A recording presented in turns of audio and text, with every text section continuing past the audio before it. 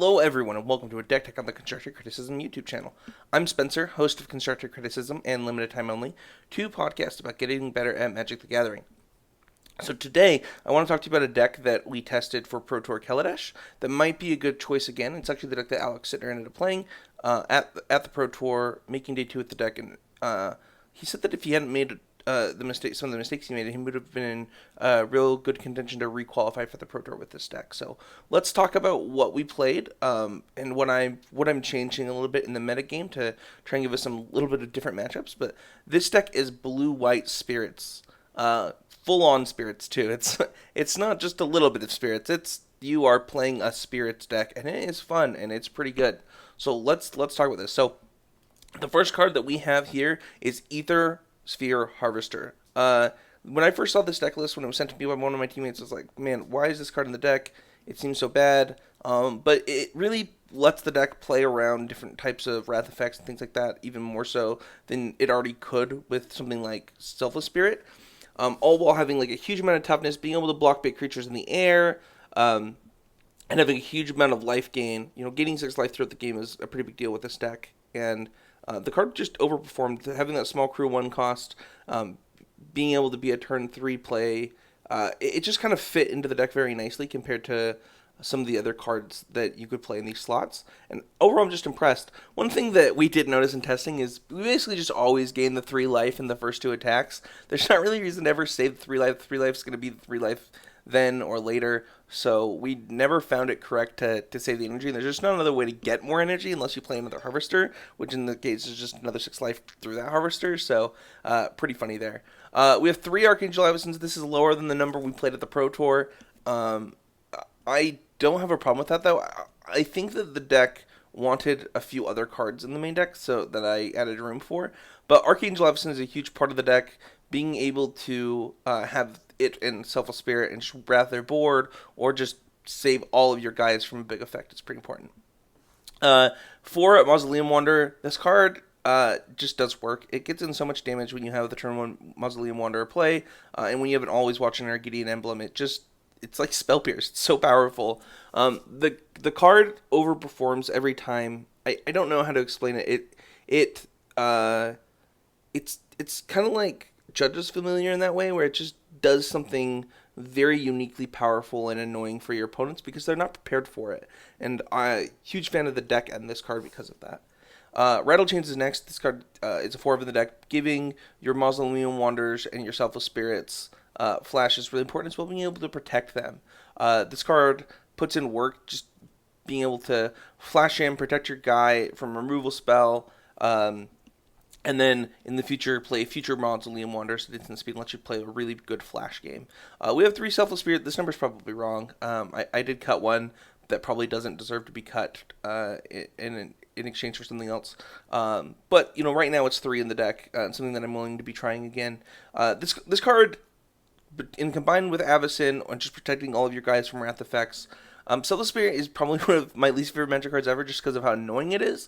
Not that the card is bad, it's just not fun to play against. It takes a lot of the way that I like to play Magic out of the game, and I think that's going to be true of a lot of players that you play against when you're playing this deck. They're not going to want to play against Selfless Spirit because it's just not going to be fun for them. They're going to lose games to this card, and it's going to be really fun for you as you keep attacking and not worrying about massive removal, or even like targeted removal upon your really good guys. So the deck has 4 Spell Queller. It's the reason to play blue-white. Just being able to counter Marvels and Gideons and Chandras and things like that. This card puts in a lot of work, letting you be a real tempo deck between it and Mausoleum Wanderer and Rattlechains. It all just comes together to make a great blue-white tempo game, and I've been a very big fan of the card. Everybody's saying that if you want to beat Marvel, this is the best way to do it, and this is a great deck to do it in. So 4 Spell Queller is key to that. And we've all played against Spell Queller. It is what it is. It's a modern playable card that we're getting to play in Standard right now. So the deck has 4 Thraben Inspectors. This is my least favorite card in the deck. It does what it does. It's a 1-drop that recruits Aethersphere Harvester. It gives you a little bit of damage throughout the game, and between Always Watching and Gideons, it gets big enough that it'll matter. We have 3 Always Watching in the deck. There's not really a lot of tokens in the deck. So this usually is just an amazing, glorious anthem that gives all your guys vigilance. And getting some of your guys to big toughness, right? So whether it's Thraben Inspector or Spell Queller, that's a lot of toughness on a creature. So they're actually able to block quite a bit when Always watches them play. I have 2 cast out in the main. These were different cards for different people throughout testing. I like to cast out, being able to cycle. It's a little bit expensive in your deck because you're kind of a tempo deck, but honestly, you just don't have enough things to do at that slot in the curve. So I found that having 2 cast outs was totally fine, and you were willing. This is the few decks that I'm really actually totally okay cycling it. So we have 2 negates in the main. I find this to be correct. We tried a bunch of different things to substantiate. Maybe that's not the card I'm thinking of. The one that bounces a spell or a creature. And this card just turned out to be kind of what you wanted. We have 2 Gideon, ally of Zendikar in the main. This is something that I cut down on Avacyn for. I just found that there were games where I just wanted to play Gideon and more often, and I boarded in my Gideon so much, and I wanted more Gideons than I had in a lot of post-board games, so I've increased that number to 4 total in the deck with 2 in the main. The card just puts on a huge clock and allows you to really punch through with your flyers plus it. It's really hard for people to defend this big giant ground creature that they have to deal with while also getting attacked in the air. We have 2 declarations still in the main.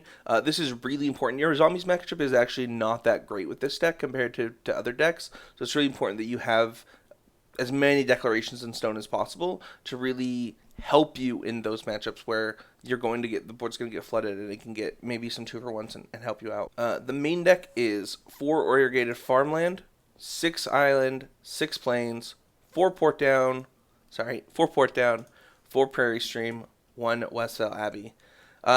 25 lands is pretty important. You have 5 drops, you have 4 drops. You just want to hit your land drops. It seems like a lot, but you do cycle Irrigated Farmland some of the time.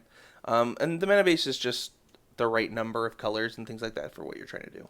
We have 2 Kefnet in the sideboard. Card has overperformed a lot in the deck in the control matchup. 2 Disallow, 1 Forsake the Worldly, 2 Pull from Tomorrow, 2 more Gideon, 1 Jace Unraveler of Secrets, 2 Declaration in Stone. Like I said, the zombies matchup is really bad. 2 Dust on. These, for a lot of people, they really liked the overall Wrath effect, where you, the 5 mana Wrath effects where you gotta kill everything.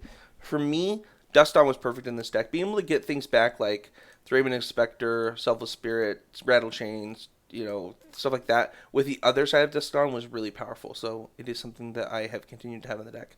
I do have the 1 Fragmentize in the deck instead of the 1 Forsake the World, instead of the 2nd Forsake the Worldly. The reason because I actually think that you are a tempo deck and having that decreased mana cost is actually really important to the deck. So I kept it in while most people just kept with the 2 Forsake the Worldly. This deck is really powerful. It can do a lot of different things. It doesn't have a great zombies matchup, but it beats the other decks in the format like nobody's business. So if you want to beat the other top 3 decks and you are okay having a lackluster zombie matchup while still being able to beat it, this is a deck that I would highly recommend trying out and seeing if you can get some wins with it. We had a really high win percentage going into the Pro Tour with it. If you have any questions, feel free to reach out to me or Matt Kling, who actually Matt Kling and Michael Hinderacher, who really made this deck possible. Let me know if you have any questions. Leave a like here on this video and hit the subscribe button. You can also support all of our shows and all of our deck techs by going to patreon.com/ccmtg to become a patron of the show. And thank you, everybody, for watching. Hey everybody, I just want to say a quick thanks for watching the video. This deck was really fun to test with at the Pro Tour, and I really appreciate all the support that we got from our patrons on this deck who are testing it with us and giving us feedback on the deck going into the Pro Tour. I do want to say that I want to hear from you guys what kind of decks you want me to do deck techs on. These deck techs are really fun for me to do. It really lets me play more decks as I like to play the decks before I do deck techs on them. So if you have a comment or something that you'd like to see done as a deck tech, please let me know. Leave a comment here, email me at ccmtg.info@gmail.com, and we will try and do deck techs on decks that you guys want to play. So thank you so much. Please subscribe. Let us know what we're doing right, what we're doing wrong, what we can do to improve. We believe if we're not getting better, we're getting worse, and that's true in this Magic content game too. So thank you everybody for watching. I just want to say a quick thank you to all of you for honestly the amazing support that we get on this YouTube channel and through our podcast and stuff like that. So thank you all so much. I look forward to hearing from you on the kind of decks that you want me to do deck techs on, and we'll see you guys all next time.